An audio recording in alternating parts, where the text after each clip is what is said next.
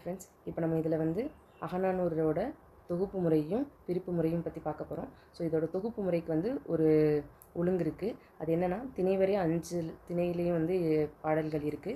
So அதோட எண்ணிக்கை, அது எந்த மாதிரி எண்களுடைய பாடல்கள் எந்த திணையில் இடம்பெற்றிருக்கு, இது வந்து ரொம்ப முக்கியமானது. இப்போ குறிஞ்சி அப்படிங்கிறது வந்து 2, 8, 12, 18 அந்த நம்பரில் வர பாடல் வந்து குறிஞ்சி திணையோடது. 80 பாடல்கள் மொத்த எண்ணிக்கை.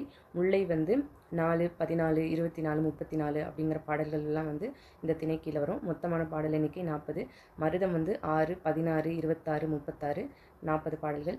நெய்தல் வந்து 10, 20, 30, 40 அப்படிங்கிறது வந்து நெய்தல் கீழே வரும் 40 பாடல்.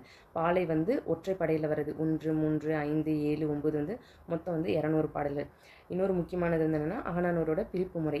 அது வந்து என்னென்னா 3 வகை. ஒன்று வந்து களிற்றியானை நிறை, இது வந்து முதல்ல 120 பாடல்கள் வந்து வரும்.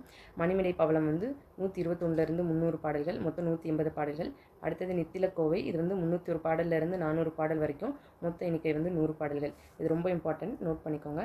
இந்த வீடியோ உங்களுக்கு பிடிச்சிருந்ததுன்னா லைக் பண்ணுங்கள், ஷேர் பண்ணுங்கள், கண்டிப்பாக சப்ஸ்கிரைப் பண்ணுங்கள். தேங்க்யூ.